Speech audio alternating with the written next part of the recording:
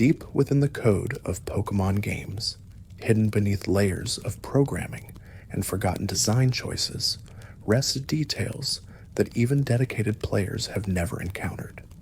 Typos that survived quality testing, sprite changes no one was meant to notice, and mechanical quirks that shaped entire generations without explanation. These fragments exist in the margins of the Pokémon world, overlooked by millions, yet meticulously documented by those who search.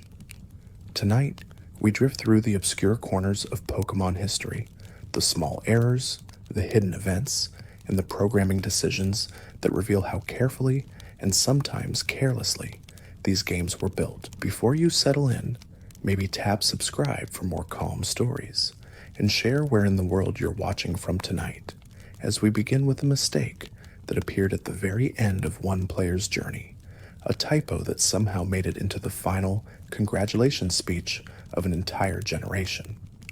When trainers in Heart Gold and Soul Silver completed the National Pokédex, capturing or registering every single species available across regions, Professor Oak appeared to deliver a congratulatory message. This speech, meant to celebrate the completion of hundreds of hours of dedication, contained a single typographical error that went unnoticed during development.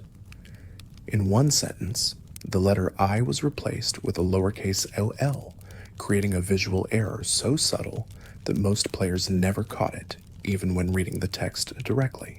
The mistake sat there, embedded in the game's final reward, a small crack in an otherwise polished achievement.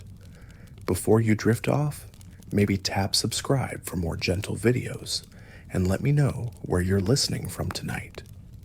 The error itself was harmless, causing no functional problems and affecting no gameplay systems. But its presence raises questions about the testing process, about how text is reviewed and approved before being locked into cartridges distributed worldwide. Thousands of players reached this screen, read Oak's words, and moved on without ever noticing that a single character was wrong. The typo became part of the experience, a flaw that existed in plain sight, yet remained invisible to nearly everyone who encountered it. This kind of mistake appears throughout Pokémon games, small inconsistencies that slip through quality assurance and live on in released versions. Some are more obvious than others, but all share the same origin: human error colliding with the complexity of game development. The congratulations screen typo is particularly notable because of its placement, not in some obscure menu or rarely seen dialogue box, but in the final message delivered to players who had completed one of the most time-consuming challenges the game offered. The fact that the error uses a lowercase l instead of an uppercase makes it especially easy to miss. In many fonts, these characters look nearly identical, and in the pixelated text of a Nintendo DS game, the difference becomes almost imperceptible. Only players who looked closely, who read the text carefully enough to notice that something seemed off, would have caught the mistake. For everyone else, the typo was just another line in Oak's speech, indistinguishable from the rest. This attention to detail, or lack thereof, appears in different forms across the series. Dialogue errors, sprite inconsistencies, and mechanical oversights all stem from the same reality, that games are created by teams of people working under deadlines, and mistakes are inevitable. What makes these errors interesting is not that they exist, but that they persist, locked into cartridges and distributed worldwide, unchangeable and permanent. The typo in Oak's speech serves as a reminder that even the most polished games contain imperfections. These small flaws don't diminish the experience, but they add a layer of humanity to the development process, showing that the people who created these worlds were capable of making mistakes, just like the players who explored them. The error sits there still, in every copy of Heart Gold and Soul Silver ever made, waiting for players who look closely enough to notice. As we drift a little deeper into this topic, another obscure detail appears in Pokémon Emerald, a game that introduced forced trainer encounters designed to guide players through the story. Early in the game, after defeating the first gym and rescuing a Wingull from Team Aqua, players were meant to encounter May on their way back south. This battle was scripted, unavoidable under normal circumstances, and served as a check on the player's progress. But the developers accounted for an unusual scenario, one where a player might bypass this encounter entirely through an unexpected sequence of actions. If a trainer left Rustboro City, completed the gym challenge, finished the Wismer Cave section, but then blacked out in a wild encounter before reaching the forced battle with May, they would wake up in the Petalburg Pokémon Center. This would only happen if the player had never visited the Rustboro Pokémon Center, charging straight through the area without stopping to heal. In this specific situation, the player would return to Petalburg, miles south of where the forced encounter with May was supposed to happen. Under normal game design, this would break the scripted sequence, leaving May standing on a route the player no longer needed to travel. But the developers anticipated this edge case and programmed a secondary encounter location. If the player ended up back in Petalburg without triggering the original battle, May would appear in front of Mr. Briney's house, ensuring the story could continue. This secondary encounter exists solely for players who found themselves in this unusual position, a failsafe built into the game's code to prevent sequence breaking. The fact that it was included shows a level of foresight that most players never experienced, since the scenario required a very specific series of actions to trigger.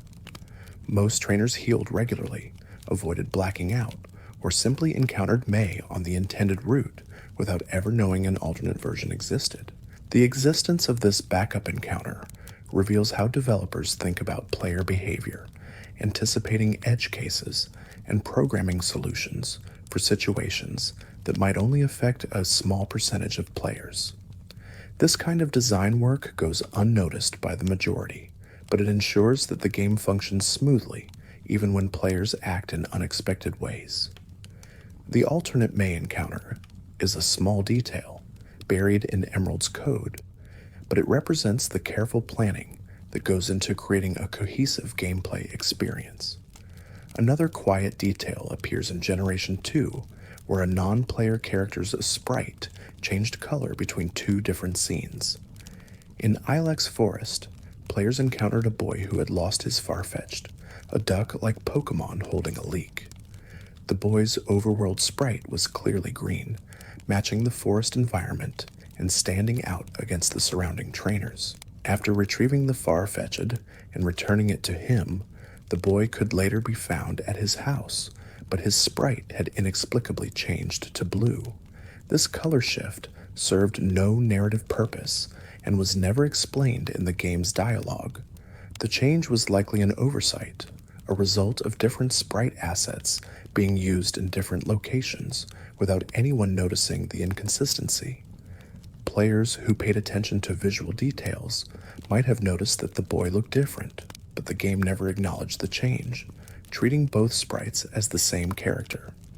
Sprite inconsistencies like this were more common in earlier Pokémon games, where memory limitations and development constraints led to shortcuts that sometimes resulted in visual errors. The Farfetch'd boy's color change is a minor example, affecting nothing about gameplay or story, but it stands as evidence of the kind of small mistakes that slipped through testing. These errors add a layer of imperfection to the games, reminders that even carefully crafted worlds contain flaws. The fact that the sprite changes between scenes suggests that different artists or different sprite sheets were used for the two locations, and no one cross-referenced them to ensure consistency. In a game with hundreds of NPCs and dozens of locations, this kind of oversight is understandable, but it still creates a moment of confusion for observant players. The boy is the same character, but his appearance changes without explanation, a small glitch in the otherwise cohesive world of Johto. As we drift further into the obscure corners of Pokémon history, we encounter a game that barely qualifies as a game at all. Pokémon Ranch, released as a digital download for the Wii, functioned primarily as a storage system for Pokémon transferred from Diamond and Pearl. The software allowed players to deposit their creatures into a virtual ranch, where they could be viewed and managed, but the gameplay itself was minimal. Ranch was more of a utility than an experience, a way to store Pokémon outside the main games. What made Ranch interesting were the hidden events triggered by depositing specific combinations of Pokémon. These events were never advertised prominently and required players to transfer exact species or quantities to activate them. By transferring every single unknown form, players could trigger an event where the unknown arranged themselves into a giant keyboard, their letter-shaped bodies spelling out words. This event served no functional purpose, but it rewarded players who had collected all 28 unknown forms and transferred them to the ranch. Another event required depositing 40 horse Pokémon, species like Rapidash, Ponyta, or Mudbray. When the threshold was reached, the Pokémon would form a giant carousel, rotating slowly across the screen. The event was purely visual, offering no rewards or gameplay benefits, but it demonstrated the kind of hidden content that defined Ranch's design. These events existed for players curious enough to experiment, depositing specific species and quantities to see what might happen. Depositing 10 Illumise or Volbeat triggered a slow dance animation where the Firefly Pokémon paired off and moved together in a synchronized display. The event played out once and then ended, returning the ranch to its normal state. These moments were ephemeral, small surprises hidden in a game that otherwise lacked traditional gameplay. Ranch's events rewarded experimentation and patience, encouraging players to transfer different Pokémon and observe the results. One of the most elaborate events involved transferring 6 specific Pokémon at once, the main characters from Pokémon Dash, a racing game released for the Nintendo DS. By depositing Bulbasaur, Pikachu, Meowth, Teddiursa, Munchlax, and Torchic together, players could activate a race event where all 6 Pokémon competed against each other. The race mimicked the gameplay of Pokémon Dash, a niche title that few players had experienced, making the reference feel obscure even within an already obscure game. Ranch contained many more of these hidden events, but documentation remains incomplete. Some events were discovered years after the game's release, when dedicated fans experimented with different combinations and shared their findings online. The lack of official documentation meant that most players never encountered these events, experiencing Ranch solely as a storage utility without ever knowing about the hidden animations programmed into the software. The existence of these events shows that even a simple storage application could contain secrets that developers were willing to hide content in places where most players would never find it. Ranch's events required specific knowledge and effort to unlock, rewarding curiosity and experimentation. For players who discovered them, these moments transformed Ranch from a mundane tool into something slightly magical, a piece of software that held more than it initially appeared to offer. If you're still awake halfway through, maybe subscribe before you drift off and tell me what time it is where you're watching from. Another obscure detail appears in the move Nature Power, a move available in Pokémon Ruby, Sapphire, and Emerald.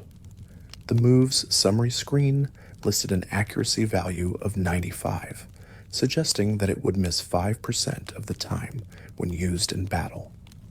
But this number was entirely meaningless, a piece of information that provided no insight into how the move actually functioned.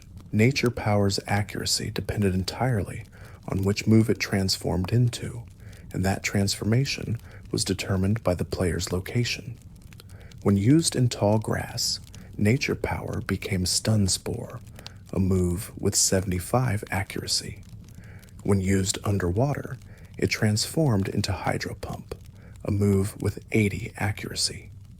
The move pulled from a list of possible transformations, each with its own accuracy rating, and the 95 listed in the summary screen had no connection to any of them. The number was either a mistake or a placeholder that was never updated, but regardless of its origin, it provided players with false information. This kind of error is particularly frustrating because it affects player decision-making. Trainers who consulted the summary screen before using nature power might have assumed the move had a high chance of hitting, only to discover that the actual accuracy varied wildly depending on where they were standing. The discrepancy between the listed accuracy and the real accuracy created confusion, and players who relied on the in-game information were misled. The fact that this error persisted through Ruby, Sapphire, and Emerald suggests that it was never caught during testing, or that it was deemed too minor to fix. Either way, the 95 accuracy value remained in the game, a piece of incorrect information presented as fact. Players who tested the move extensively might have noticed the discrepancy, but casual players had no reason to question the summary screen, trusting that the game was providing accurate data. This kind of oversight appears throughout Pokémon games. Small errors in move descriptions, stat listings, or ability explanations that create confusion or provide misleading information. Nature Power's incorrect accuracy is a particularly clear example, where the listed value has no connection to the move's actual function. The error is harmless in the sense that it doesn't break the game, but it undermines player trust in the information provided by the interface. Another quiet detail appears in the design of Archeops, a fossil Pokémon introduced in Generation 5. Archeops has a Pokédex number of 576, and its base stat total is also 576. This numerical coincidence is the entire fact, a small alignment of numbers that serves no functional purpose but stands as an intentional design choice. The developers could have assigned Archeops any base stat total, but they chose a number that matched its Pokédex entry, creating a hidden connection that most players would never notice. This kind of detail appears occasionally in Pokémon games, where numbers align in ways that feel deliberate but are never explained.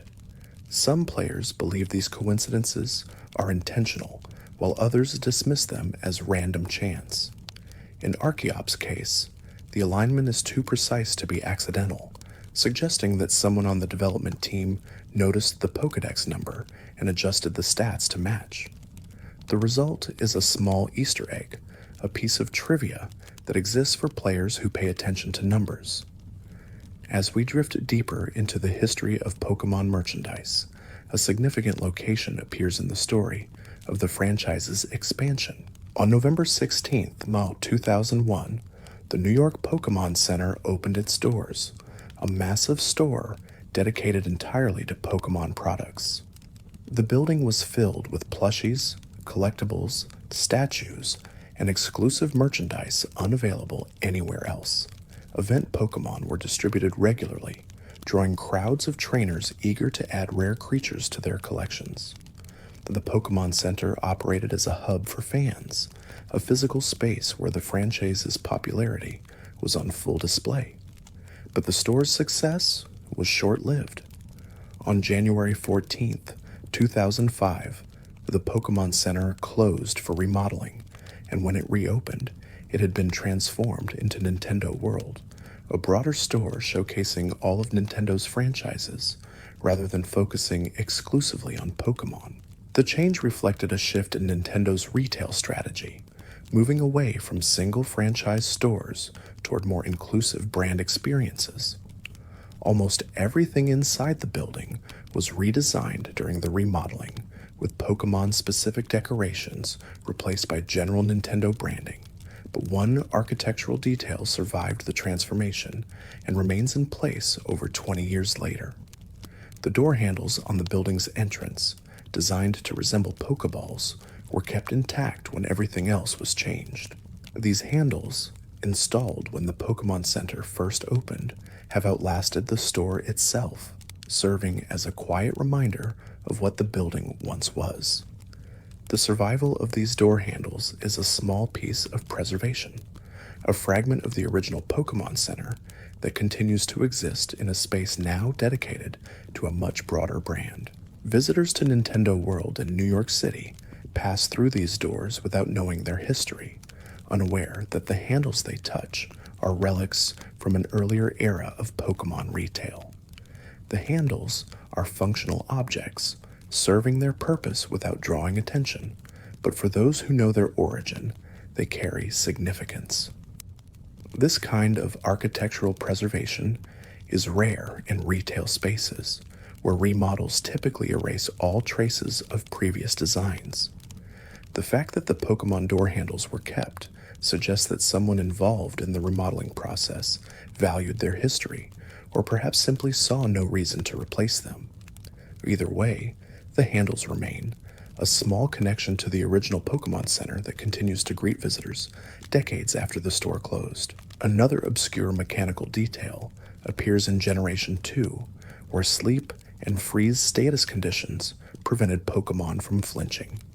This interaction made logical sense, as the sleeping or frozen Pokémon couldn't react to attacks, and flinching requires a reaction. The game's code enforced this rule consistently, ensuring that sleep and freeze provided immunity to flinch effects. But one item bypassed this rule entirely, creating an exception that contradicted the established logic. The King's Rock, a held item that gave moves a 10% chance to cause flinching, could trigger its effect even when the target was asleep or frozen. This interaction made no mechanical sense, as a sleeping Pokémon shouldn't be able to flinch any more than it could dodge or attack. But the King's Rock ignored the sleep and freeze immunity, applying its flinch chance regardless of the target's status condition. The result was a bizarre interaction where logic was overridden by item mechanics.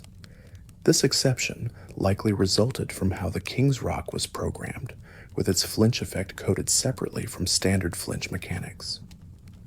The developers may not have intended for the item to work on sleeping or frozen Pokémon, but the code allowed it, and the interaction persisted through Gold, Silver, and Crystal. Players who understood the mechanics could exploit this quirk, using King's Rock on sleeping targets and occasionally causing them to flinch, a result that should have been impossible. The existence of this interaction shows how complex game mechanics can create unintended edge cases where different systems interact in ways that contradict the established rules. The King's Rock flinch exception is a minor example, affecting gameplay only in rare situations, but it reveals the kind of mechanical inconsistencies that exist beneath the surface of Pokémon games. These quirks are often discovered by players who test mechanics extensively, pushing the systems to their limits and finding interactions that were never intended. As we continue drifting through obscure details, a type matchup from Generation 1 appears, a weakness that existed in only the first games before being corrected in later generations. Charizard, the fire and flying type starter evolution, was weak to rock, water, and electric attacks, matchups that made sense given its typing. But in Generation 1, Charizard had one additional weakness that players today wouldn't expect. Ice-type moves dealt super effective damage to Charizard, a result of how type interactions were programmed in the original games. In Generation 1, Ice was neutral against fire, neither resisting nor being weak to it.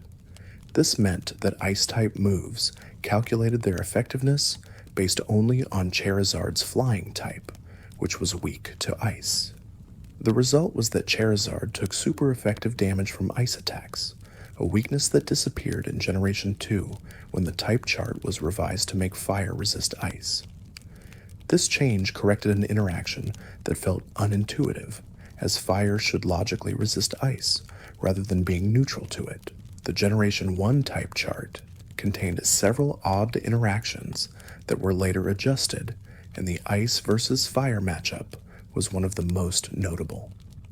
Charizard's temporary ice weakness is a piece of mechanical history, a quirk that existed only in the first games before being corrected.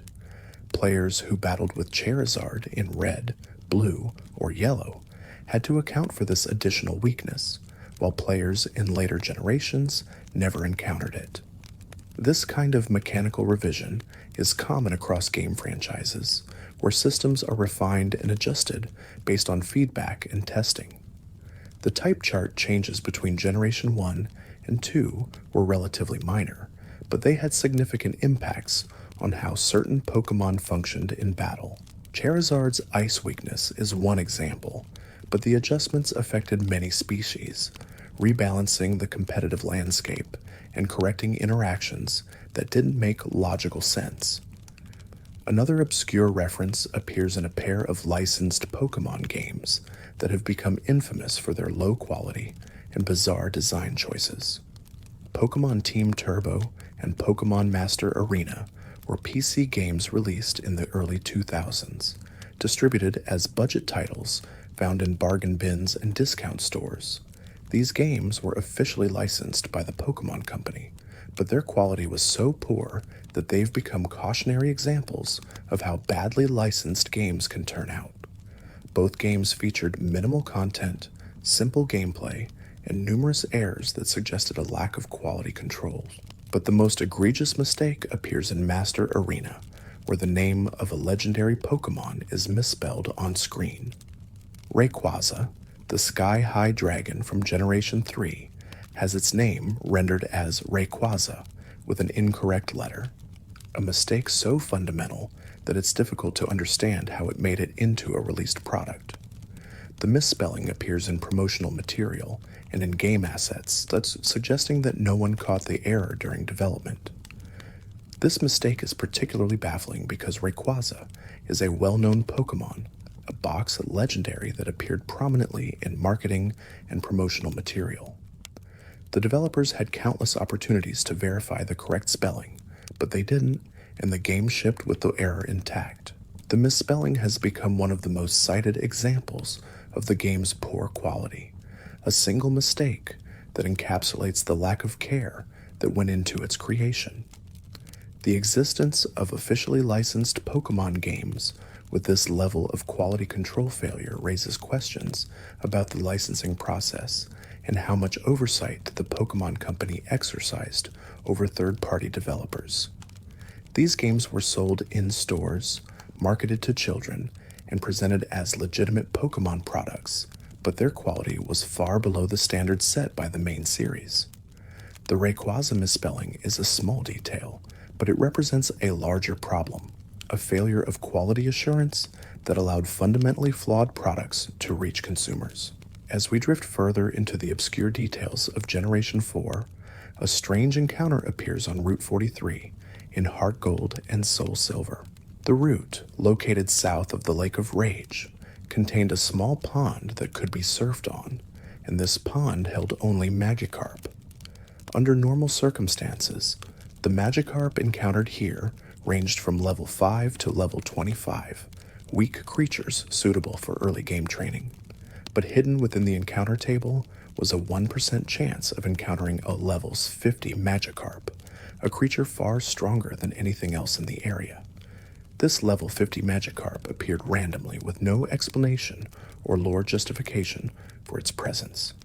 At the point in the game where players reached Route 43, their teams were typically around level 30, making the Magikarp 20 levels higher than expected. The encounter was rare enough that most players never saw it, but those who did were left confused by the sudden spike in level.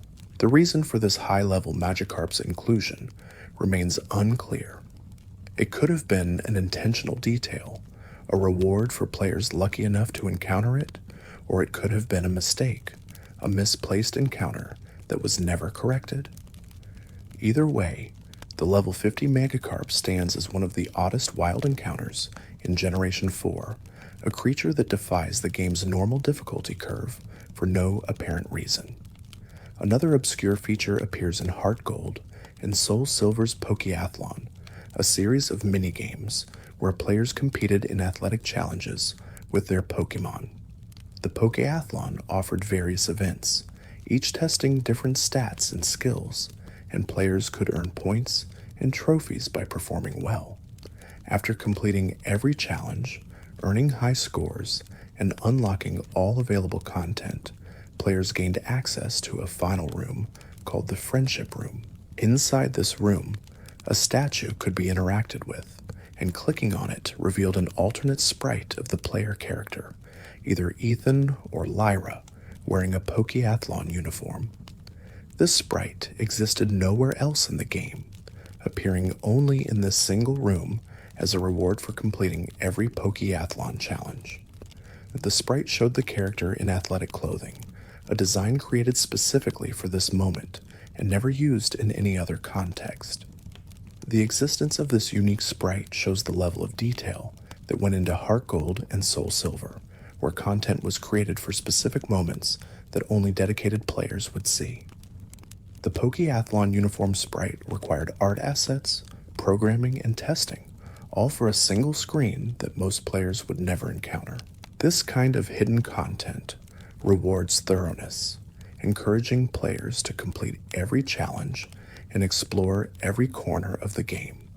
Another hidden detail appears in the Sinjo Ruins, a special event location in Heart Gold and Soul Silver, accessible only with a legitimate event Arceus. When players brought Arceus to the ruins of Alph, a cutscene played showing strange imagery and ancient architecture, and Arceus created an egg containing Dialga, Palkia, or Giratina. This event was unique in several ways, including being one of the only times the real world was shown in a main series Pokémon game. But beyond the event itself, a hidden line of dialogue appears when players interact with Arceus in the Sinjo Ruins. Talking to Arceus while standing in this specific location triggers unique text that reads, "Arceus looked up and shouted at the sky," a line that appears nowhere else in the game. This hidden dialogue adds atmosphere to the ruins, suggesting that Arceus is responding to the location's power or significance. The line is easy to miss, as most players focused on completing the event rather than talking to their Pokémon afterward. This kind of environmental dialogue is rare in Pokémon games, where most locations don't trigger unique responses from party members. The Sinjo Ruins dialogue shows that the developers wanted the event to feel special, adding small details that enhanced the atmosphere, even if most players never noticed them. The line about Arceus shouting at the sky adds a layer of mysticism to the ruins, treating them as a place of power rather than just another event location. As we continue drifting through obscure topics, the concept of the rarest shiny Pokémon appears, a question that has no definitive answer but invites speculation. Shiny Pokémon are rare by design, with odds typically set at 1 in 4,096 encounters in modern games, though earlier generations had different rates. Every Pokémon species has been found shiny thousands of times, documented and shared online by players around the world. But rarity isn't just about base odds. Certain shiny Pokémon are rarer than others due to how they were distributed or obtained. Event Pokémon with specific moves, shiny legendaries from limited time distributions, and promotional creatures given away at physical locations all qualify as rarer than standard wild shinies. The rarest shiny Pokémon would theoretically be one that combines multiple factors. A shiny obtained through a limited event that also came with an exclusive move, creating something that exists in very few copies worldwide. Historically, some events distributed Pokémon with random shiny chances, meaning that a small percentage of players who attended the event received a shiny version while others did not. These shiny event Pokémon are incredibly rare, as they require both attending a specific event and being lucky enough to receive the shiny variant. No comprehensive database exists of every shiny event Pokémon ever distributed, so the true rarest shiny may exist in someone's collection without anyone knowing its significance. The Pokémon Company's approach to shiny Pokémon has been somewhat dismissive over the years, rarely acknowledging their existence in official media. Ash's shiny Noctowl appeared in the anime, but was only mentioned as shiny once, with the show treating it as a normal Noctowl in subsequent episodes. Official merchandise rarely features shiny versions of Pokémon, despite the fact that collectible figures and plushies exist for nearly every species. This avoidance is strange given how popular shiny hunting has become among players, but shiny merchandise does exist, and some of the earliest examples are particularly interesting. In the year 2000, Hasbro partnered with the Pokémon Company to release a series called Pokémon Battle Figures, small toys with built-in attack mechanisms. Some of these figures had shining variants, alternate color versions that matched the shiny sprites from the games. These shining figures included Pikachu, Cyndaquil, Chikorita, Charizard, Blastoise, Scyther, Heracross, Hitmontop, Zapdos, and Spinarak. According to available sources, these figures were first released around 2001 to 2003, though exact dates are difficult to confirm. Research suggests that these Hasbro battle figures represent the first official shiny Pokémon merchandise ever produced, predating any other shiny-related products. The figures are now rare collectibles, with complete sets difficult to find, and they stand as historical artifacts from an era when shiny Pokémon were still a relatively new concept. Another piece of shiny merchandise appears in promotional material for a toy called the Pokémon Battle Dome, a playset released by Jakks Pacific around the time of Diamond and Pearl. The Battle Dome allowed players to create custom battles using small Pokémon figures, but the original prototype shown in promotional images was vastly different from the final product. The prototype featured strange rock formations, multiple Pikachu figures, and most notably, a shiny Kingdra. This shiny Kingdra figure appears in only one known photograph, a promotional image showing the early design of the Battle Dome. The final product did not include the shiny Kingdra, and no evidence suggests that the figure was ever mass-produced or distributed. The promotional image shows a prototype, an early concept that was changed before manufacturing, meaning that the shiny Kingdra figure in the photograph may be entirely unique. If more than one shiny Kingdra figure exists, the number is likely very small, perhaps only a handful of prototypes created for internal review. The figure has never appeared for sale, never been documented in any collection, and exists only in this single promotional photograph. This makes the shiny Kingdra figure arguably the rarest shiny Pokémon collectible in existence, a physical object that was never meant to reach consumers and may no longer exist at all. The existence of this prototype raises questions about other unreleased Pokémon merchandise, toys, and figures that were designed but never produced, or produced in such small quantities that they've disappeared entirely. The shiny Kingdra figure represents the kind of obscure artifact that fascinates collectors, a one-of-a-kind object that combines rarity with historical significance. Whether it still exists in a storage unit somewhere or was destroyed when the prototype was discarded remains unknown. Another obscure mechanical detail appears in the original Pokémon games, where certain evolution methods were tied to trading while holding specific items. Onyx evolved into Steelix when traded holding a metal coat, and Seadra evolved into Kingdra when traded holding a dragon scale. These trade evolutions with held items created a two-step requirement, needing both a willing trade partner and the correct item, which was consumed during the evolution process. The consumption of the held item during evolution meant that players had to acquire multiple copies of rare items if they wanted to evolve several Pokémon of the same species. Metal coats and dragon scales were not easily farmable in early games, making each evolution a significant resource investment.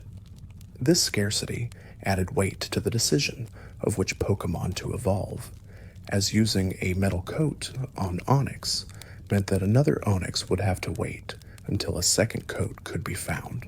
The trait evolution mechanic itself was designed to encourage social interaction, forcing players to connect with friends or strangers to complete their Pokédex. But the addition of held item requirements added another layer of complexity, requiring not just a trade partner, but also specific items that were often difficult to obtain. This combination of social and resource requirements made certain evolutions feel special, elevating them above simple, level-based transformations. As we drift deeper into obscure topics, another detail appears in Pokémon combat mechanics, specifically involving the move Toxic and its interaction with certain abilities. Toxic inflicts poison that increases in damage each turn, making it a powerful tool for wearing down bulky opponents. When combined with Leech Seed, which drains HP every turn, Toxic creates a stalling strategy that can slowly defeat opponents without direct attacks. This strategy became particularly effective in Generation 1, where Pokémon like Venusaur could use both Toxic and Leech Seed, creating a situation where opponents lost increasing amounts of health each turn while Venusaur recovered. The combination was frustrating to play against, as it turned battles into wars of attrition where the poison Pokémon had no way to recover unless it switched out. This stalling strategy defined parts of the Generation 1 metagame, with Toxic becoming one of the most valued moves for defensive teams. Freeze was perhaps the most devastating status condition in Generation 1, as frozen Pokémon could not thaw on their own and remained frozen until hit by a fire-type move. This made freeze effectively permanent in most situations, removing a Pokémon from battle entirely unless the opponent happened to use a fire attack. Moves like Blizzard and Ice Beam, which had a chance to freeze the target, became extremely valuable because of this, as successfully freezing an opponent was often equivalent to knocking it out. The lack of a thaw mechanic in Generation 1 created a balance problem that was corrected in later games. Starting in Generation 2, frozen Pokémon had a chance to thaw each turn, preventing freeze from being a permanent status condition. This change made Ice-type moves less oppressive, while still keeping freeze as a strong status effect. The Generation 1 freeze mechanics remain a notable example of how early games had imbalances that were later corrected through mechanical revisions. Another obscure detail appears in the item system of early Pokémon games, specifically the lack of held items in Generation 1. Pokémon in Red, Blue, and Yellow could not hold items during battle, meaning that mechanics like choice items, berries, and type boosting items didn't exist yet. This simplified the metagame considerably, removing an entire layer of strategy that would be introduced in Generation 2. The introduction of held items in Gold and Silver added significant depth to competitive battling, allowing Pokémon to carry items that boosted stats, prevented status conditions, or provided other benefits. The Leftovers item, which restored HP each turn, became one of the most valuable held items in the game, allowing bulky Pokémon to sustain themselves through long battles. The choice items, which locked a Pokémon into a single move but boosted its power or speed, created high-risk, high-reward strategies that defined certain playstyles. The absence of held items in Generation 1 meant that battles were determined entirely by stats, types, and moves, without the additional variables that items introduced. This made the metagame more straightforward in some ways, but also less diverse, as Pokémon couldn't be customized beyond their movesets. The introduction of held items in later generations was one of the most significant mechanical additions to the series, fundamentally changing how battles were played. Another obscure mechanical quirk appears in the move wrap and other binding moves like Fire Spin and Clamp. In Generation 1, these moves had a glitch where they prevented the opponent from attacking for multiple turns if they successfully hit. This effectively locked down the opponent's Pokémon, giving the user free turns to deal damage without retaliation. Dragonite, which could learn Wrap with high accuracy, became notorious for this strategy, as it could potentially defeat opponents without them ever getting a turn. This glitch was clearly not intended, as it created situations where one Pokémon could completely shut down another through a single move. The binding move glitch was fixed in Generation 2, where binding moves still dealt damage over multiple turns, but no longer prevented the opponent from acting. This correction balanced the moves while keeping them functional, ensuring that they remained useful without being oppressive. The existence of this glitch in Generation 1 shows how mechanical oversights can create unintended strategies that shape the competitive landscape. Binding moves were meant to deal damage over time, not to lock opponents out of turns entirely, but the glitch made them function as pseudo-stun moves. Players who understood the mechanics could exploit this quirk, using wrap to defeat opponents who had no way to counterplay.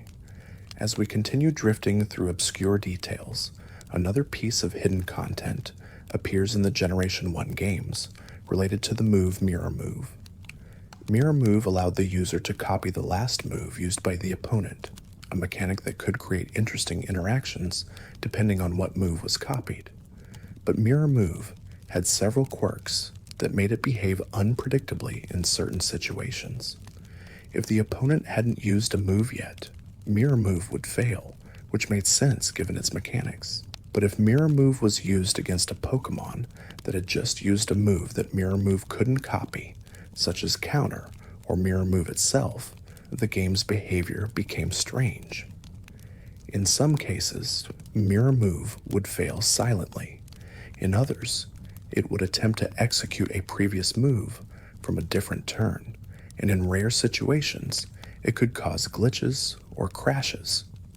These edge cases were rarely encountered in normal gameplay, as most players didn't use Mirror Move extensively, but they reveal how complex move interactions could create unexpected behavior. The developers likely didn't test every possible interaction between Mirror Move and other moves, leading to situations where the game didn't know how to handle specific combinations. These untested edge cases exist throughout Pokémon games, hidden in rarely used moves or obscure mechanical interactions. Another detail appears in the way critical hits were calculated in Generation 1. Unlike later generations, where critical hits had a flat percentage chance of occurring, Generation 1 tied critical hit rates to the user's speed stat. Faster Pokémon like Tauros and Jolteon could score critical hits far more frequently than slower Pokémon, making speed one of the most valuable stats in the game.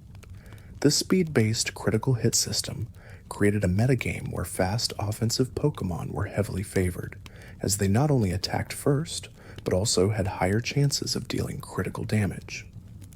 Tauros became one of the most dominant Pokémon in Generation 1, partly because of this mechanic, as its high speed allowed it to score critical hits regularly.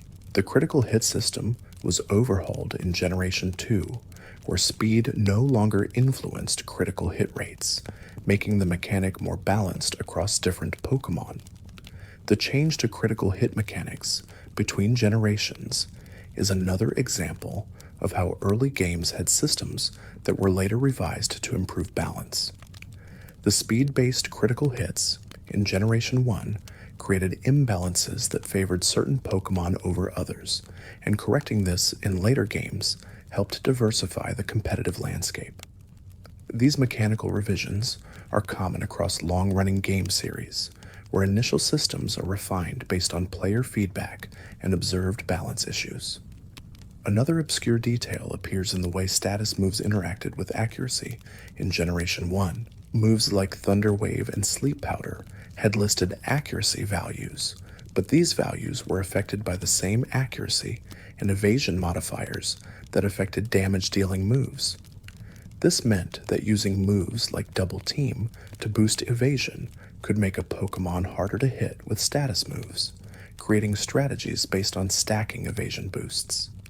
Evasion-boosting moves were not banned in Generation 1 competitive play, leading to frustrating battles where Pokémon use Double Team or minimize repeatedly to become nearly impossible to hit. This strategy, while effective, was widely considered uncompetitive, as it turned battles into contests of luck rather than skill. Later generations introduced clauses banning evasion, boosting moves in competitive formats, addressing this issue and making battles more skill-based. The use of evasion strategies in Generation 1 highlights how game mechanics can create degenerate strategies that are technically legal but undermine the competitive experience. Evasion-boosting moves weren't broken in the sense of being overpowered, but they created situations where battles were decided by random chance rather than strategic decision-making. The community's response to these strategies, implementing bans and clauses, shows how competitive Pokémon has evolved beyond the game's default mechanics. As we drift further into obscure topics, another mechanical detail appears in the HP calculation system used in Generation 1. HP, or hit points, determined how much damage a Pokémon could take before fainting, and the formula for calculating HP was slightly different from how other stats were calculated. HP had a base value, individual values, and effort values, just like other stats. But the formula included an additional constant that other stats didn't have. This constant meant that HP values were always slightly higher relative to other stats, giving Pokémon more durability than they would have if HP used the same formula as attack, defense, and other stats. The developers included this constant to ensure that battles lasted multiple turns, preventing situations where Pokémon could be one-shot too easily.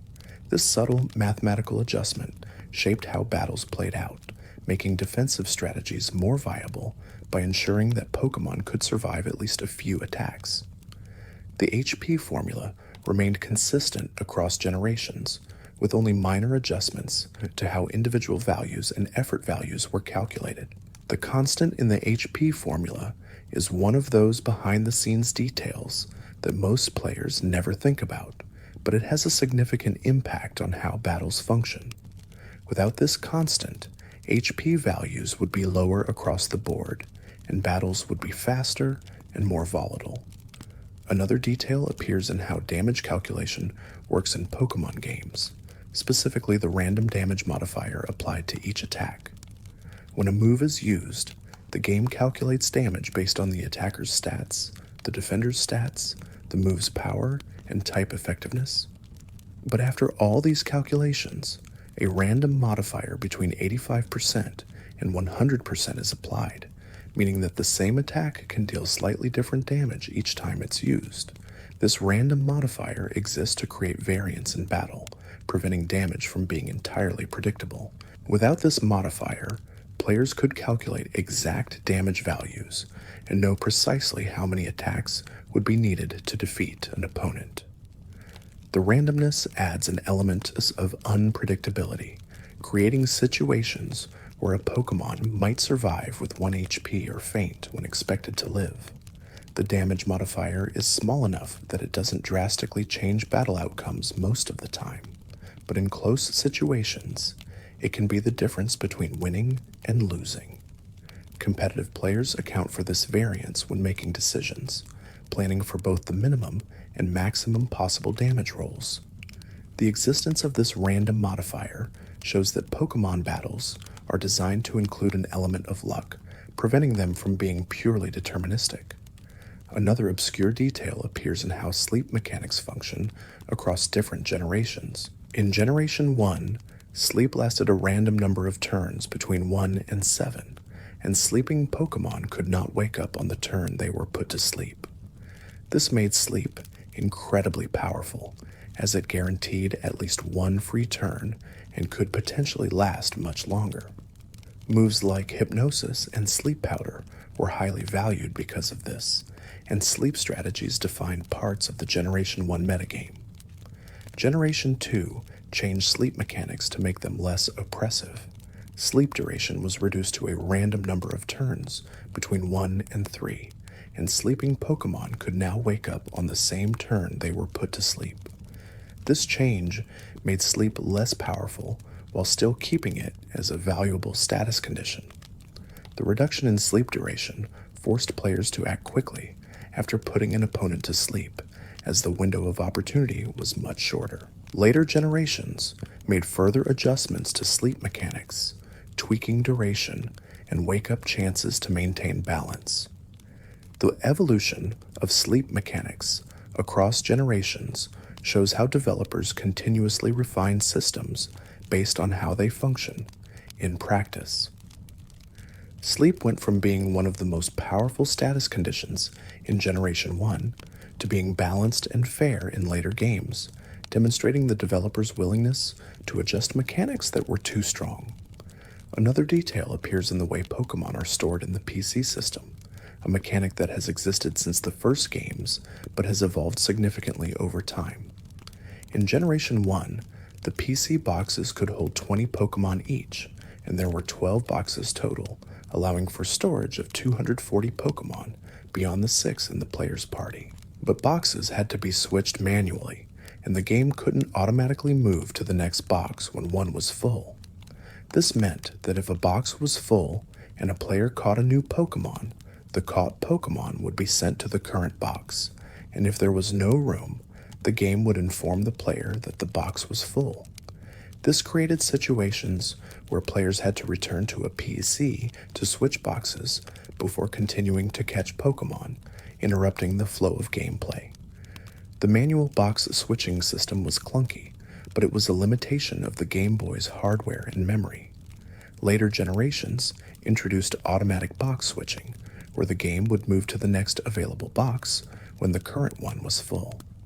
This quality of life improvement removed the need to manually switch boxes, allowing players to catch Pokémon continuously without interruption.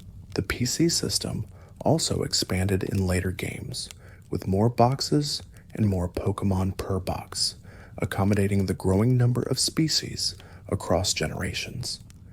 The evolution of the PC storage system reflects how quality of life improvements have been continuously added to Pokémon games. Features that were once manual and cumbersome have been automated or streamlined, making the games more user-friendly without changing core mechanics. The PC system is a small part of the overall experience, but improvements to it have made Pokémon collection and organization much more convenient. Another obscure detail appears in the way shininess is determined in Generation 2, the first generation to introduce shiny Pokémon. Shininess in gold, silver, and crystal was tied to a Pokémon's individual values, or IVs, the hidden stats that varied between individual Pokémon. For a Pokémon to be shiny, it needed to have very specific IV values, a combination that occurred rarely but was not entirely random. Because shininess was tied to IVs, certain shiny Pokémon had predictable stat distributions. Shiny Pokémon in Generation 2 always had specific defense and special stats, meaning that shininess came with inherent stat trade-offs. This system was changed in Generation 3, where shininess was determined by a separate value unconnected to IVs, allowing shiny Pokémon to have any stat distribution. The Generation 2 shiny system created an interesting dynamic, where shiny Pokémon were not just rare color variants, but also had mechanical differences. This meant that some players avoided shiny Pokémon if the IV restrictions resulted in poor stats, prioritizing competitive viability over aesthetics. The separations of shininess from IVs in later generations removed this trade-off, allowing shiny Pokémon to be as competitively viable as non-shiny versions. Another detail appears in how breeding works in Generation 2, the first generation to introduce Pokémon breeding at all. Breeding allowed players to produce eggs by leaving two compatible Pokémon at the daycare, and these eggs would hatch into the base form of the female parent. This system introduced several mechanics that would be refined in later generations, including egg moves, inherited IVs, and eventually inherited abilities. In Generation 2, breeding was relatively simple, with limited control over what the offspring inherited. Egg moves existed, allowing baby Pokémon to learn moves they couldn't normally learn through leveling, but IV inheritance was random, and there was no way to control which stats were passed down. Later generations introduced held items like the Destiny Knot and Everstone, which allowed players to control IV and nature inheritance, making breeding a more strategic and predictable process. The breeding system has become one of the most complex mechanics in modern Pokémon games, with players spending hours breeding perfect Pokémon with optimal IVs, natures, and abilities. The system that began as a simple mechanic in Generation 2 has evolved into a deep endgame activity that rewards knowledge and patience. The evolution of breeding mechanics shows how a single feature can grow in complexity over time, adding layers of strategy that weren't present in the original implementation. Another obscure detail appears in how weather works in Pokémon battles, specifically in Generation 3, which introduced permanent weather moves like Sunny Day and Rain Dance. Weather effects lasted for 5 turns when used by a move, but when introduced by a Pokémon's ability, like Drizzle or Drought, the weather lasted indefinitely until changed by another weather effect. This created strategies based on weather setting, where teams were built around permanent rain or sun, using Pokémon that benefited from those conditions. Kyogre, with its Drizzle ability, could set permanent rain that boosted water moves and weakened fire moves, creating an environment where water types thrived. Groudon, with Drought, did the opposite, setting permanent sun that boosted fire moves and weakened water moves. Permanent weather was eventually nerfed in later generations, with weather setting abilities changed to last only 5 turns instead of indefinitely. This change reduced the dominance of weather-based teams, making battles less centralized around controlling weather. The adjustment shows how mechanics that become too powerful are rebalanced over time, ensuring that no single strategy dominates the competitive landscape. As we continue drifting through obscure topics, another detail appears in how experience is calculated after battles. Experience points are awarded based on the level of the defeated Pokémon, the level of the Pokémon that participated in the battle, and whether the Pokémon was wild or belonged to a trainer. Trainer battles give more experience than wild battles, rewarding players for completing story content over grinding. The experience formula has been adjusted across generations, with changes to how experience is distributed among party members and how boosting items like the Lucky Egg affect gain rates. In Generation 5, the experience formula was overhauled to scale based on the level difference between the user and the defeated Pokémon, making it easier to level up lower-level Pokémon and harder to overlevel by grinding against weak opponents. This scaling system was designed to keep players closer to the intended difficulty curve, preventing them from becoming too powerful by grinding extensively.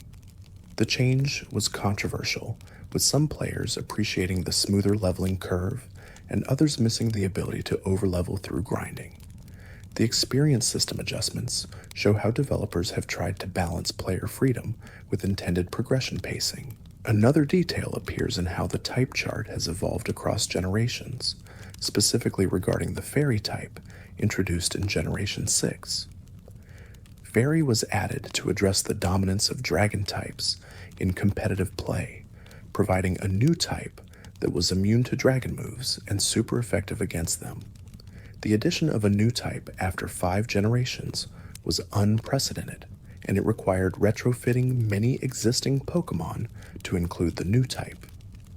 Pokémon like Clefairy, Jigglypuff, and Azumarill were changed from normal or normal water to fairy or fairy water, altering their competitive roles and matchups. The Fairy type also introduced new resistances and weaknesses, affecting how battles were played and which Pokémon were viable. The type chart changes rippled through the entire game, rebalancing matchups and creating new strategies. The introduction of the Fairy type shows that even fundamental mechanics like the type chart are not set in stone. the developers were willing to make major changes to address balance issues, even if it meant altering Pokémon that had existed for over a decade. The Fairy type edition was generally well received, as it successfully addressed the Dragon type problem and added new strategic depth to battles. Another obscure detail appears in how abilities function in double battles, specifically abilities that affect both Pokémon on the field. Abilities like Intimidate, which lowers the attack of all opponents when the Pokémon enters battle, work differently in double battles than in singles. In doubles, Intimidate affects both opposing Pokémon, making it twice as valuable and creating situations where strategic switching can repeatedly trigger the ability. Other abilities, like Levitate, which grants immunity to ground moves, become more important in doubles because of the increased likelihood of being targeted by ground-type attacks. Abilities that affect teammates, like Friend Guard, which reduces damage taken by allies, only function in double battles, creating mechanics that don't exist in single battles at all. The differences between single and double battle mechanics show how much depth exists in Pokémon's battle system. Abilities, moves, and strategies that are mediocre in singles can be powerful in doubles, and vice versa. Competitive Pokémon has developed separate metagames for singles and doubles, with different tiers, bans, and strategies for each format. As we drift toward the final stretches of this journey, another detail appears in how event Pokémon have been distributed over the years. Event distributions have taken many forms, from in-store downloads at retail locations to online codes distributed through promotional partnerships. Some events were local, requiring players to physically visit a store or attend a convention, while others were global, accessible to anyone with an internet connection. The rarity of event Pokémon varies dramatically based on how they were distributed. Global online events are relatively common, with thousands or millions of downloads, while local physical events might have only reached a few hundred or thousand players. This creates a hierarchy of rarity among event Pokémon, with some being readily available and others being nearly impossible to obtain years after their distribution ended. Event Pokémon often came with special moves, ribbons, or other markers that distinguished them from regular caught Pokémon. These markers made them valuable for collectors, even if the Pokémon itself wasn't particularly strong in competitive play. The existence of event-exclusive content has created a secondary market where rare event Pokémon are traded or sold, sometimes for significant sums of money. Another detail appears in how move tutors have evolved across generations. Move tutors are NPCs that teach specific moves to Pokémon, often moves that can't be learned through leveling or TMs. In early generations, move tutors were rare and their moves were limited, but later games expanded the tutor system significantly, offering dozens of moves that could be taught. Some move tutor moves require payment in the form of shards, battle points, or other currencies, creating a resource sink that gives value to these items. Other tutors teach moves for free, but can only be used once per save file, forcing players to choose carefully which Pokémon learn the move. The move tutor system has become an important part of competitive team building, allowing Pokémon to learn moves they couldn't otherwise access. The expansion of move tutors across generations shows how the developers have added more customization options over time. Pokémon that were once limited to a narrow move pool can now learn a wide variety of moves through tutors, TMs, and breeding. This flexibility has made more Pokémon competitively viable, as they can be tailored to specific roles and strategies. Another obscure detail appears in how save files work in Pokémon games, specifically the use of battery-backed RAM in Generation 1 and 2 cartridges. These cartridges contained a small battery that kept the save file powered when the game wasn't being played, but these batteries eventually died, typically after 10 to 20 years. When the battery died, the save file would be lost. erasing years of progress. Many players discovered this the hard way when they returned to their childhood cartridges years later, only to find that their save files had been deleted. The battery issue became widespread as the games aged, and replacement batteries and repair services became a small industry catering to nostalgic players who wanted to preserve their old saves or play the games again. Generation 3 introduced flash memory for save files, eliminating the battery dependency and ensuring that saves would persist indefinitely. This technological improvement meant that save files on Ruby, Sapphire, and later games would not be lost over time, though the internal clock in Generation 3 games still relied on a battery. The shift to flash memory was a significant quality of life improvement that protected players' progress from hardware failure. Another detail appears in how the series has handled difficulty settings, or more accurately, how it has largely avoided them. Most Pokémon games do not include difficulty options, instead designing the game around a single difficulty level intended to be accessible to children while still providing challenge to experienced players. Black and White 2 were the first and only main series games to include difficulty modes, Easy and Challenge, which adjusted trainer levels and team sizes. However, these difficulty modes were locked behind poorly designed restrictions. Challenge mode was only available in Black 2 and had to be unlocked by beating the game first, meaning players couldn't access increased difficulty on their first playthrough. Easy mode was exclusive to White 2 and similarly required post-game unlocking. These restrictions made the difficulty modes largely pointless, and they were not included in future games. The absence of difficulty options in Pokémon games has been a topic of discussion among fans, with many requesting the ability to customize challenge levels. Some players find modern games too easy, while others appreciate the accessible design. The developers have made some efforts to address this through optional challenges, like battle towers and restricted rule sets, but built-in difficulty settings remain absent from most games. As we drift into the final moments of this journey, another detail appears in how Pokémon designs have changed over time, specifically in how sprites and models have evolved across hardware generations. Generation 1 sprites were simple, limited by the Game Boy's monochrome screen and low resolution. Generation 2 added color, but still worked within tight pixel restrictions. Later generations introduced increasingly detailed sprites, with Generation 5 featuring fully animated sprites that move during battle. Generation 6 marked a major shift to three-dimensional models, which have been used in all subsequent games. These 3D models allowed for more detailed designs and animations, but some players felt they lacked the charm of the pixel art sprites. The transition from sprites to models was controversial, with debates about whether the change improved the series or removed some of its visual identity. Regardless of personal preference, the shift to 3D was likely inevitable given the increasing power of handheld hardware and the industry-wide move toward three-dimensional graphics. The models introduced in Generation 6 have been reused and updated in subsequent games, creating a consistent visual style across the modern era. Another detail appears in how sound design has evolved in Pokémon games.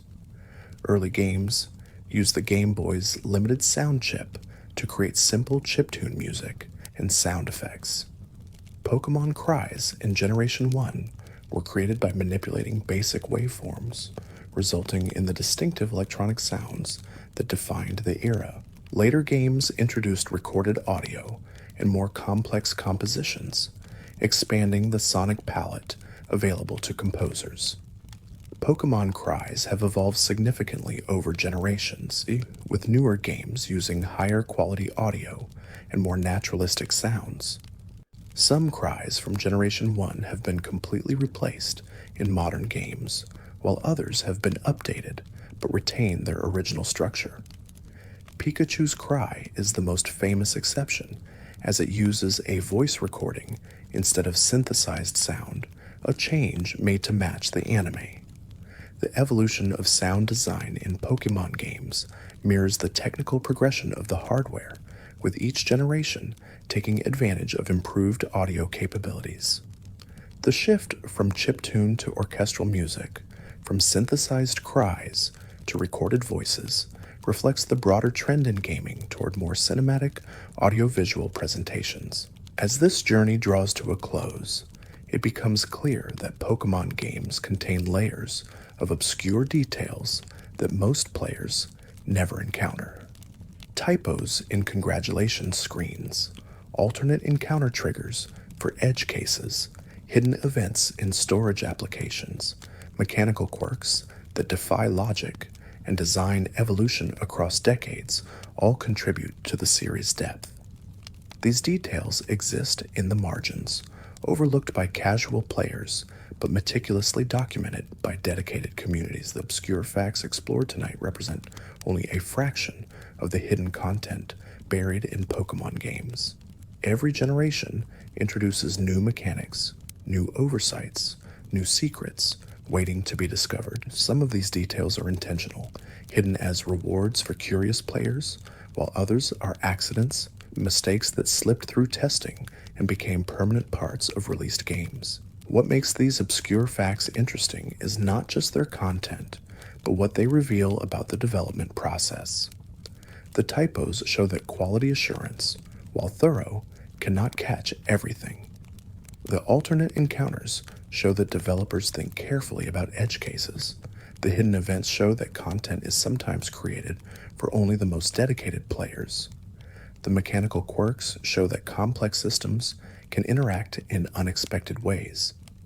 These details add texture to the Pokémon world, creating a sense that there is always more to discover, more depth beneath the surface. Players who explore thoroughly, who test mechanics carefully, who pay attention to small inconsistencies, are rewarded with knowledge that exists outside normal gameplay. This hidden layer of content enriches the experience for those who seek it out. The obscure facts also create a shared knowledge base within the Pokémon community, where players exchange information about rare encounters, hidden dialogues, and mechanical interactions that aren't documented in official guides. This communal knowledge building has been a part of Pokémon culture since the beginning, with players sharing tips and discoveries long before online forums made information exchange instantaneous. As technology has advanced, so too has the ability to discover obscure details. Data mining, ROM hacking, and other technical methods have revealed content that would have remained hidden for decades under normal circumstances. Unused Pokémon designs, test maps, debug features, and incomplete events have all been uncovered through technical analysis, showing what almost made it into final games. These unused elements form another category of obscure Pokémon knowledge, content that exists in game files, but was never meant to be seen by players. Some unused content is clearly incomplete, abandoned early in development, while other unused content appears finished but was cut for unknown reasons. The existence of this hidden content raises questions about the development process and what else might be lurking in game files waiting to be discovered. The journey through obscure Pokémon facts reveals a franchise that is deeper and more complex than it appears on the surface. What seems like a simple game about catching creatures contains layers of mechanical depth, hidden content, and design decisions that shaped how millions of players experienced the games.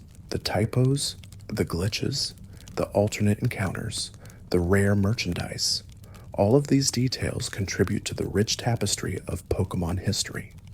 For players who have grown up with the series, these obscure facts provide new ways to engage with familiar games. Discovering a hidden event in a game played years ago, learning about a mechanical quirk that went unnoticed for decades, or seeing rare merchandise that was never widely distributed, all create moments of rediscovery.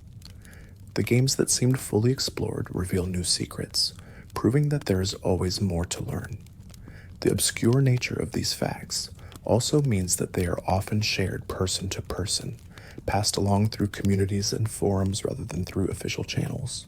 This grassroots knowledge sharing creates a sense of discovery and community where players help each other uncover secrets and document findings. The collaborative effort to catalog obscure Pokémon knowledge has created extensive databases and wikis that preserve information that might otherwise be lost. As the Pokémon series continues to grow, new obscure facts will inevitably emerge. Future games will introduce new mechanics with their own quirks and oversights. Hidden content will be programmed into games, waiting for players to discover it. Mistakes will slip through quality assurance, becoming permanent parts of new releases. The cycle of discovery will continue, with each generation adding new layers to the already deep well of obscure Pokémon knowledge. The act of searching for and documenting these obscure facts is itself part of Pokémon culture, a way for dedicated fans to engage with the series beyond simply playing the games. The people who spend hours testing mechanics, examining sprites pixel by pixel, researching rare merchandise, and compiling comprehensive lists of every typo and glitch are contributing to the collective knowledge of the community. Their efforts ensure that these details are preserved and shared, keeping obscure knowledge alive. The preservation of obscure knowledge serves another purpose beyond simple documentation. These details, typos, glitches, and hidden events all represent moments in time, specific versions of games as they were released, complete with their imperfections. As games are remade and updated, some of these details are corrected, erased from newer versions. The typo in Oak's speech might not exist in future remakes. The alternate May encounter might be programmed differently. The level 50 Magikarp might be removed or adjusted. This means that obscure knowledge from older games becomes historical, representing how those games existed in their original form. Players who experienced these details in real time, who encountered the typos and glitches without knowing they were unusual, carry memories that newer players can't recreate. The obscure facts become time capsules, preserving the exact state of games as they were when first released. Another layer of obscurity appears when considering regional differences between game versions. Pokémon games were released in Japan, North America, Europe, and other regions, and sometimes these versions contain different content. Text changes, sprite adjustments, and mechanical tweaks were made between regional releases, creating situations where the same game functioned slightly differently depending on where it was purchased. These regional differences range from minor translation changes to significant content alterations. Some Pokémon had different names between regions, some items had different effects, and some events were exclusive to specific regions. Documenting these differences requires comparing multiple versions of the same game, noting every variance and cataloging which changes were intentional localizations and which were errors introduced during translation. The Japanese versions of Pokémon games often contain content that was removed or altered for international releases. Debug menus, test maps, and developer messages sometimes exist in Japanese versions but are removed or hidden in localized versions. These regional exclusives add another dimension to obscure Pokémon knowledge, where facts might be true in one version but not in others. As we continue exploring obscure details, another mechanical quirk appears in how the bag system has evolved across generations. Early games had limited bag space, with separate pockets for different item categories and strict limits on how many items could be carried. Generation 1 had a single item pocket that could hold 20 items, forcing players to choose carefully which items to carry and which to store. Later generations expanded the bag system dramatically, introducing multiple pockets for different item types and increasing or removing limits on how many items could be held. The shift from limited to unlimited bag space was a significant quality of life improvement, removing the need to constantly manage inventory and allowing players to collect items without worrying about space. The bag system changes reflect the developers' evolving philosophy on inventory management. Early games treated limited inventory as a challenge, forcing players to make decisions about which items were essential. Later games removed this challenge, recognizing that inventory management was more tedious than engaging. This shift shows how the series has moved toward reducing friction and inconvenience over time. Another obscure detail appears in how gender mechanics were introduced in Generation 2, adding a new dimension to Pokémon that hadn't existed in the first games. Gender affected breeding, evolution for certain species, and even battle mechanics through moves like Attract. The introduction of gender required retrofitting all Generation 1 Pokémon with gender ratios, determining how likely each species was to be male or female. Some Pokémon have unusual gender ratios that don't match their apparent characteristics. Starters have an 8 to 7.5 to 12.5 male to female ratio, making female starters significantly rarer than males. This rarity gives female starters additional value, particularly for breeding purposes, as they're needed to produce more starters through breeding. Other Pokémon are gender locked, appearing only as male or female. Nidoran is split into separate male and female species, despite being part of the same evolutionary line. Legendary Pokémon are typically genderless, reflecting their status as unique individuals rather than members of a breeding population. These gender mechanics add complexity to team building and breeding strategies. The gender mechanics also introduced moves that specifically targeted one gender, like Attract, which only worked on Pokémon of the opposite gender. This created strategies based on gender manipulation, where players built teams with specific gender distributions and to maximize or minimize vulnerability to gender-based moves. These strategies remain niche, but demonstrate how gender became another variable in competitive battling. As we drift into another area of obscurity, the concept of hidden abilities appears, a mechanic introduced in Generation 5 that gave many Pokémon access to alternate abilities different from their standard ones. Hidden abilities were initially only obtainable through special methods, like the Dream World online feature or special event distributions. This made Pokémon with hidden abilities rare and valuable, particularly if the hidden ability was significantly better than the standard ability. Hidden abilities range from minor upgrades to game-changing improvements. Some Pokémon became competitively viable for the first time after receiving strong hidden abilities, while others saw their hidden abilities as downgrades or side grades with situational uses. The availability of hidden abilities has expanded over time, with more methods introduced to obtain them, but some hidden ability Pokémon remain rare due to limited distribution. The hidden ability system adds another layer to Pokémon collection and breeding, as obtaining a Pokémon with its hidden ability often requires specific methods or luck. Breeding a hidden ability. Pokémon has specific rules, with the ability passing down from the female parent in most cases, or from either parent when breeding with Ditto.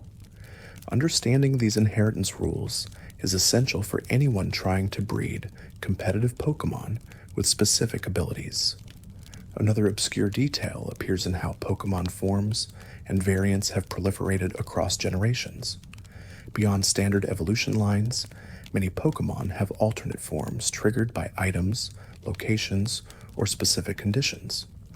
Rotom changes forms when possessing different appliances, Deoxys changes forms when interacting with meteorites, and Cast form changes forms based on weather conditions. These form changes are usually cosmetic variations, with mechanical differences, changing stats, types, or move pools. Some forms are version exclusive, available only in specific games or through special events. Collecting all forms of a Pokémon can be a challenge in itself, requiring access to multiple games or event distributions. The form variation system adds depth to certain species, making them more versatile and interesting.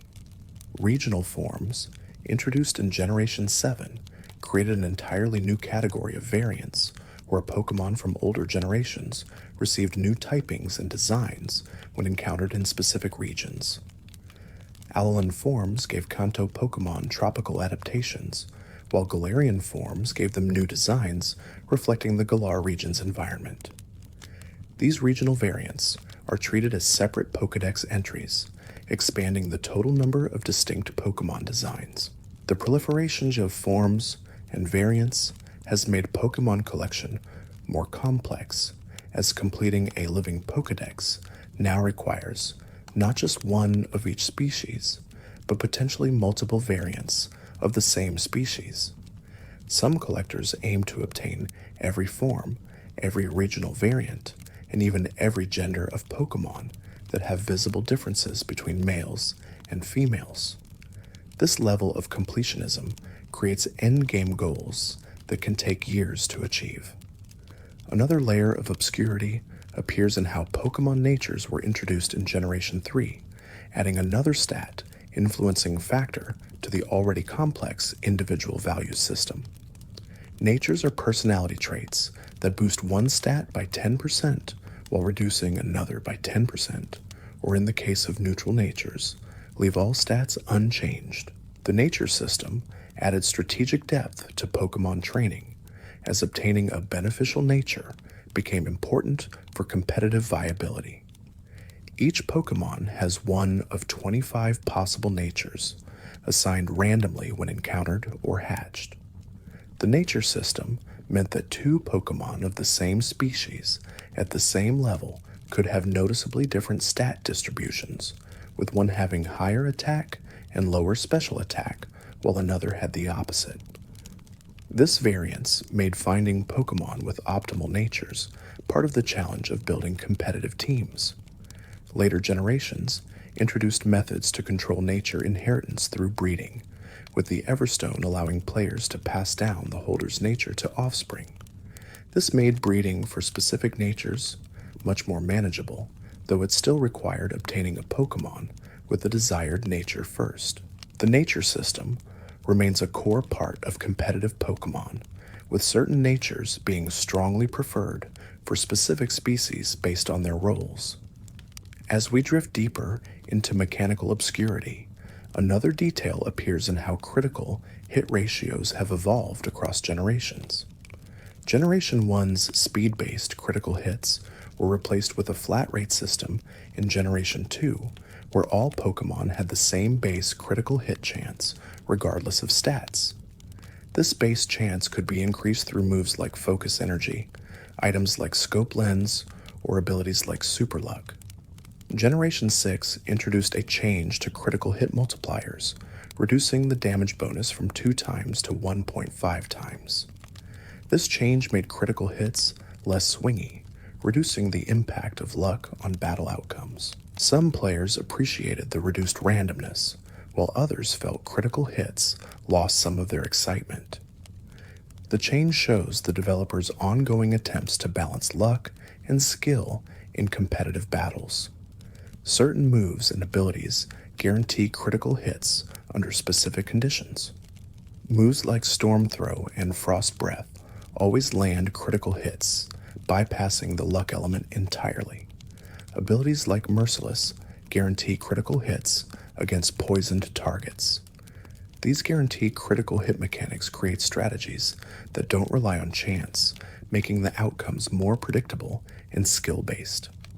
Another obscure area appears in how ribbons function as markers for special achievements or event participation.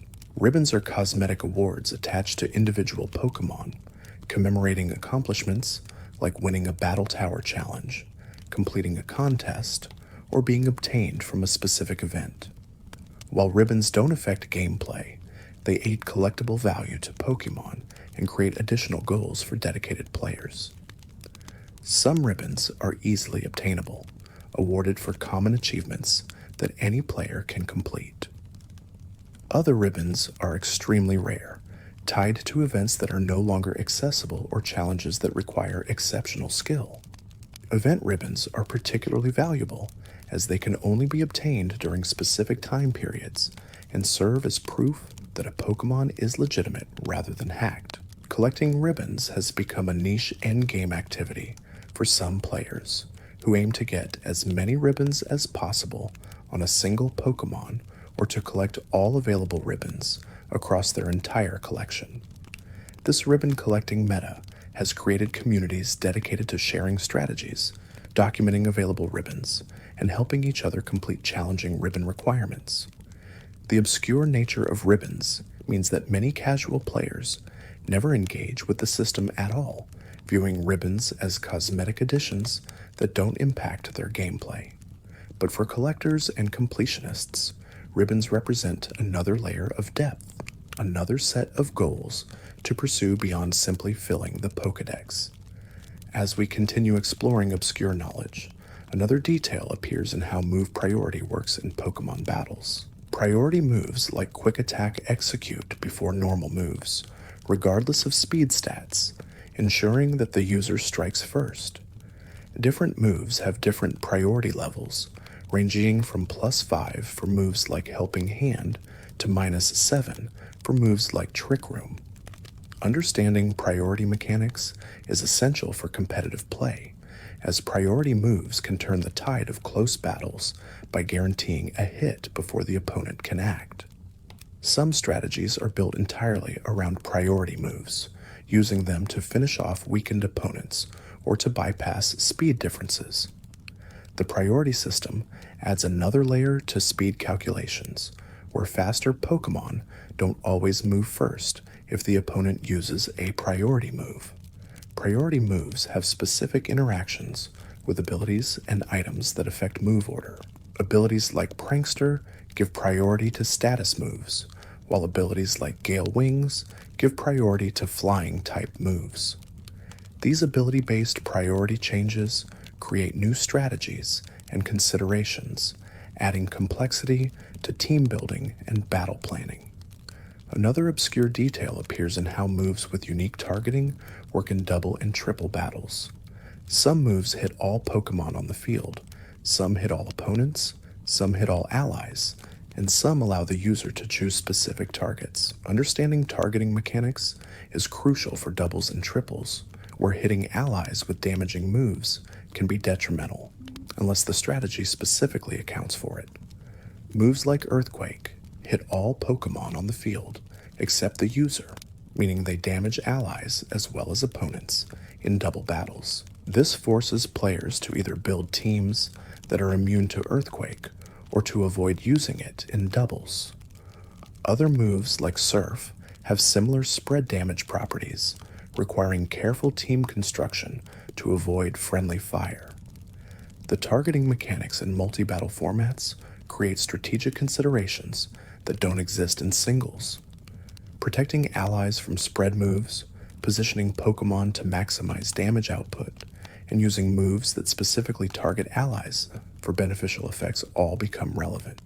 These mechanics make doubles and triples feel like entirely different games from singles, with their own metagames and strategies. Another layer of obscurity appears when examining how Pokémon cries are generated and stored in game files. Early generation cries were created using basic waveform manipulation, with the Game Boy's sound chip producing simple tones that were modified to create distinct sounds. Each cry was stored as a small audio file, with memory constraints forcing the cries to be extremely short and simple. Later generations allowed for more complex cries, with higher quality audio and longer sound files. Some cries became more naturalistic, resembling animal sounds more closely, while others remained electronic and synthetic. Pikachu's cry is unique in modern games for using a voice recording instead of a generated sound, a change made to match the anime's portrayal. The evolution of Pokémon cries mirrors the technical capabilities of the hardware, with each generation's cries reflecting what was possible at the time. Analyzing cry files from different generations shows how sound design has progressed, from simple beeps to complex audio compositions. Some fans prefer the simpler cries of early generations, while others appreciate the higher quality of modern cries. Another obscure detail appears in how damage calculation handles type immunities differently from resistances. When a move is resisted, it deals reduced damage calculated as a multiplier, typically half damage for a single resistance, or quarter damage for a double resistance. But when a move is completely ineffective, due to type immunity, no damage is dealt at all, and the battle message states that it doesn't affect the target. This distinction matters in specific situations involving abilities and held items that activate based on damage taken. An immunity prevents any damage from being dealt, so abilities like Weakness Policy that activate when hit by super effective moves won't trigger if the attack was completely blocked by immunity. Understanding the difference between resistances and immunities is important for predicting ability activations. Some abilities grant immunities that override type matchups, creating situations where Pokémon are immune to types they normally wouldn't be. Levitate grants ground immunity to Pokémon that don't normally have it, and abilities like Lightning Rod grant electric immunity while redirecting electric moves to the user. These ability-based immunities add complexity to team building and battle strategy. As we drift into another area, the concept of stat stages appears, a temporary battle mechanic where Pokémon stats can be raised or lowered through moves and abilities. Stat stages range from -6 to +6, with each stage representing a specific multiplier to the affected stat. Understanding stat stage multipliers is essential for calculating damage and predicting battle outcomes. Moves like Swords Dance raise attack by 2 stages, Grouse lowers attack by 1 stage, and abilities like Intimidate lower opponent's attack by 1 stage upon entering battle. These stat stage changes are temporary, lasting only for the duration of the battle, and they reset when the Pokémon switches out. This creates strategies based on stat boosting, where Pokémon set up by raising their stats before attempting a sweep. Stat stages have diminishing returns at extreme values, with each additional stage providing less benefit than the previous one. A Pokémon at +6, attack deals 4 times normal damage, while a Pokémon at +3 deals 2.5 times normal damage. Understanding these multipliers helps players decide when to stop boosting and start attacking. Another obscure detail appears in how recoil damage is calculated for moves like Double Edge and Takedown. Recoil moves deal a percentage of the damage dealt back to the user, creating a risk-reward dynamic where powerful moves come with self-damage. The recoil percentage varies by move, with some dealing 1/4 recoil, others dealing 1/3, and some dealing even more. Abilities like Rockhead negate recoil damage entirely, allowing Pokémon to use powerful recoil moves without the downside. This makes Rockhead Pokémon, like Aggron and Marowak, valuable for their ability to spam moves like Head Smash without taking damage. The interaction between recoil moves and abilities that negate or modify recoil creates specific niches for certain Pokémon. Recoil damage can cause a Pokémon to faint itself, which is treated as a self-knockout rather than being credited to the opponent. This matters in specific battle formats where knockouts are tracked, and it creates situations where both Pokémon faint simultaneously if the recoil damage finishes off the user after it knocks out the opponent. As we continue exploring, another detail appears in how entry hazards function and persist across switches. Moves like Stealth Rock, Spikes, and Toxic Spikes set up hazards on the opponent's side of the field that damage or affect Pokémon as they switch in. These hazards remain in place for the entire battle unless removed by moves like Rapid Spin or Defog. Entry hazards create passive damage that accumulates over time, punishing opponents who switch frequently. Stealth Rock is particularly notable for dealing damage based on the switching Pokemon's rock type weakness, making it especially devastating against Pokemon 4 times weak to rock like Charizard and Volcarona. The ubiquity of Stealth Rock in competitive play has shaped the metagame significantly. Some abilities interact with entry hazards in specific ways. Magic Bounce reflects hazards back to the user. Heavy-duty boots negate hazard damage entirely, and abilities like Intimidate trigger when entering battle even if the Pokemon takes hazard damage. Understanding these interactions is important for building teams that can handle hazard-heavy strategies. Another obscure mechanic appears in how weather interacts with abilities and moves. Weather set by moves lasts 5 turns normally, or 8 turns, if the user holds a specific rock like Heat Rock for sun or Damp Rock for rain. Weather set by abilities like Drizzle or Drought is permanent until changed, creating constant weather effects. Weather affects damage calculation for certain moves, with fire moves boosted in sun and water moves boosted in rain. Weather also enables or disables specific moves, with thunder having perfect accuracy in rain, and solar beam requiring no charge turn in sun. Understanding weather interactions is crucial for weather-based teams that build their strategies around specific weather conditions. Some abilities activate only in specific weather, like Swift Swim doubling speed in rain or Chlorophyll doubling speed in sun.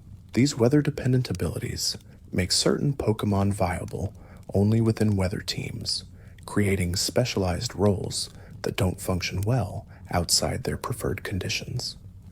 Weather team building requires careful consideration of which Pokemon benefit from the chosen weather. As we approach the final sections of this exploration, another detail appears in how Pokemon games handle time-based events and mechanics. Some Pokemon only appear at specific times of day. Some evolution methods require specific times, and some in-game events only trigger during certain hours. The time system adds a layer of planning to gameplay, requiring players to wait for the correct time to access certain content. The time system has evolved across generations, with some games using real-world clock synchronization and others using in-game time that advances based on gameplay. Generation 2 introduced time-based mechanics with Gold and Silver's day-night cycle, which affected wild encounter tables and NPC behavior. Later games expanded on this, adding more time-based events and features. Time-based mechanics can create frustration for players who can't play during specific hours, as some content becomes inaccessible if real-world schedules don't align with in-game requirements. This has led to players adjusting their system clocks to access time-based content, a workaround that the games generally don't prevent, but also don't officially support. Another obscure detail appears in how Pokemon games handle language selection and its impact on Pokemon data. Pokemon have a language tag that indicates which language version of the game they originated from, and this tag affects whether they're considered foreign Pokemon in other language versions. Foreign Pokemon have boosted shiny odds when breeding through the Masuda method, making language selection important for shiny hunters. The Masuda method requires breeding 2 Pokemon from different language versions, increasing shiny odds significantly. This has created a global trading economy where players exchange Pokemon across language barriers, specifically to enable Masuda method breeding. The language tag system creates connections between players worldwide, encouraging international trades and cooperation. Language also affects Pokemon names, as some species have different names in different languages. Trading Pokemon across languages sometimes results in name changes, with foreign Pokemon retaining their original language names unless evolved. This creates collections where Pokemon have names in multiple languages, adding another layer of variety to teams and boxes. As this journey through obscure Pokémon facts draws to a close, it becomes clear that the depth of knowledge available extends far beyond what any single player could discover through normal gameplay. The mechanical interactions, the hidden events, the regional differences, and the design decisions all contribute to a franchise that rewards curiosity and thorough exploration.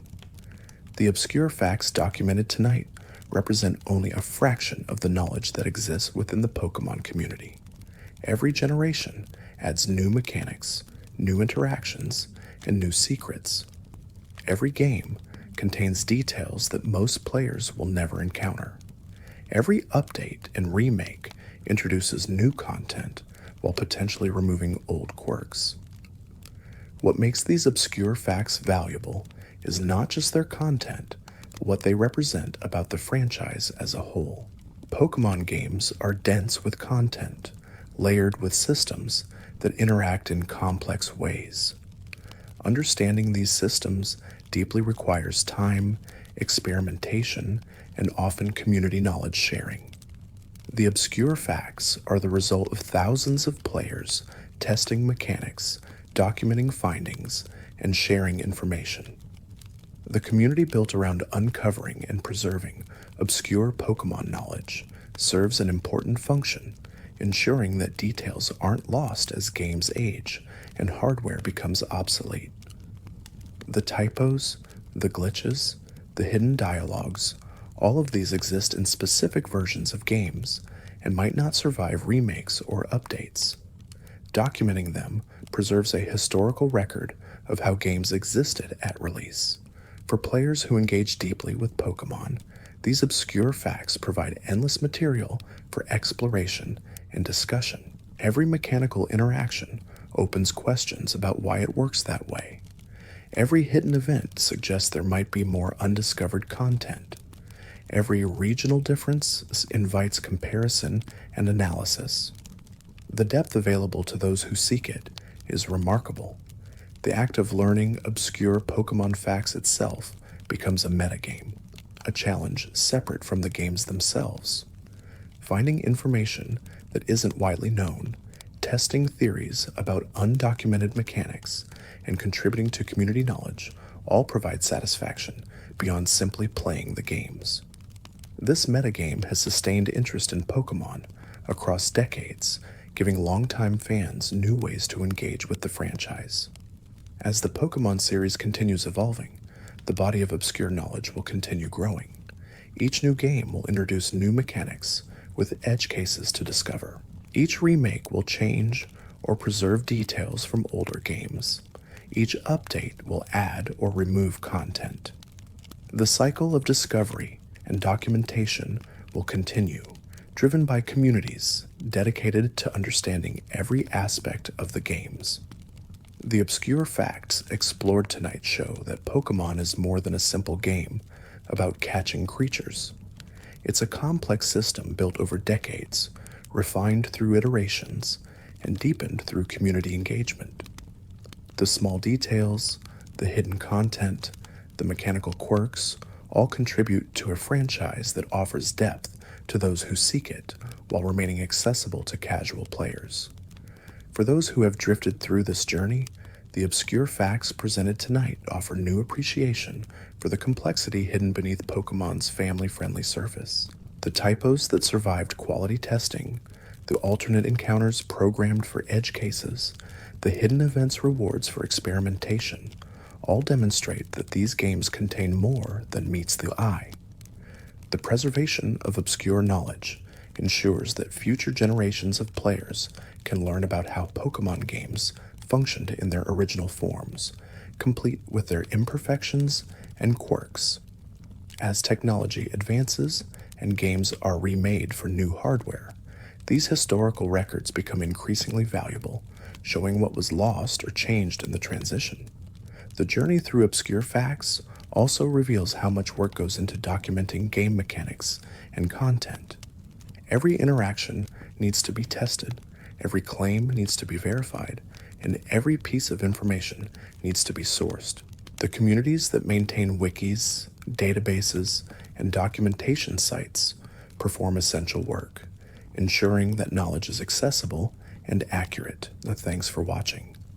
If these quiet stories helped you unwind, there's another video waiting on the left of your screen. Feel free to let it play in the background. You may learn something new as you drift off.